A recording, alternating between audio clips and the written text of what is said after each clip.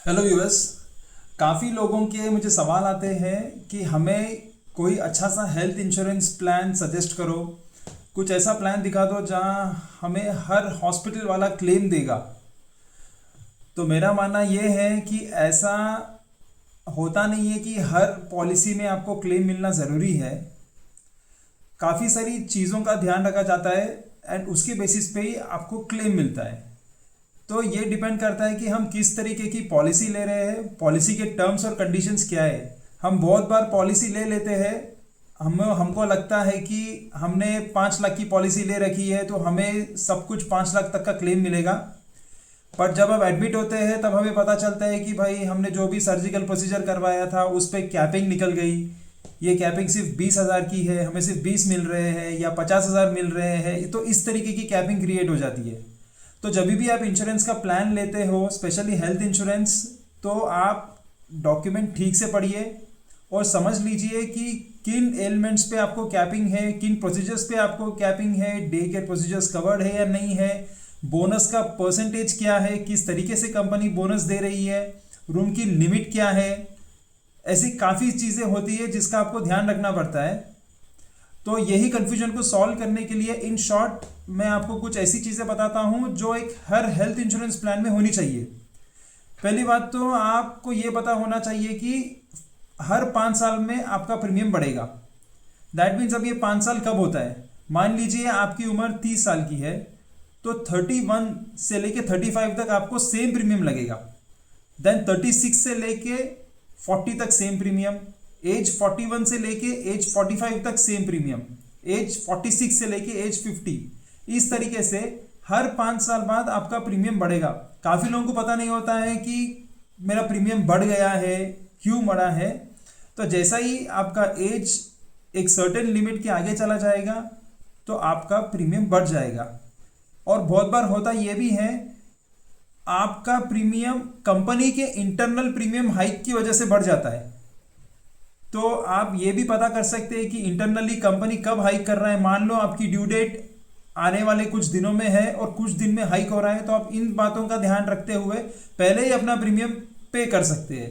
मान लीजिए अगर वो 1-2 महीने के आसपास ही आपकी ड्यू डेट आ रही है तो इस तरीके से आप हाइक से भी बच सकते हैं।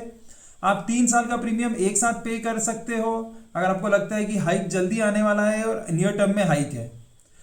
तो यह काफ़ी कन्फ्यूजन्स थे जो मेरे क्लाइंट्स मुझे पूछते थे कि हम कैसे करें, हाइक क्यों आ गया, मेरी एज इतनी है। तो भाई this is a fact because of internal circulation of hike in premium and age impact. और जब भी आप हेल्थ इंश्योरेंस पॉलिसी लेते हो उसमें ज़रूर ये चेक करना कि उसका बोनस क्या है। लाइक हम कुछ क्लेम कर रहे हैं या नहीं भी कर रहे हैं तो कंपनी हमको बोनस कितना दे रही है। मैंने बोनस का रेशियो अब तक की जो भी मैंने प्लान की स्टडी की है, केयर सुप्रीम प्लान हमको बोनस अच्छी तरीके से दे रहा है। फर्स्ट ईयर केयर सुप्रीम 150% तक का बोनस दे रहा है, second year 150%, third year 100%, fourth year 100% and fifth year 100%। मान लो अगर आप 5 लाख का कवरेज लेते हो तो आने वाले 5 साल में आपको 600% तक का बोनस मिल रहा है। दैट मीन्स रफली 30 लाख रुपीज। 5 लाख रह गया आपका basic sum insured and 30 lakhs रह गया आपका बोनस 5 साल बाद।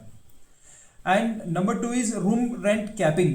काफ़ी सारे प्लान्स होते हैं जिसमें रूम की कैपिंग होती है। मान लो कि 10,000 तक ही कंपनी देगा रूम रेंट या 5,000 ही देगा, इस तरीके की कैपिंग होती है। तो केयर सुप्रीम प्लान में इस तरीके की कोई कैपिंग नहीं है।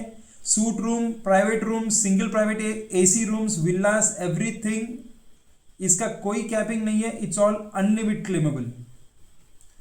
एंड दूसरी चीज होती है आपका डे केयर प्रोसीजर।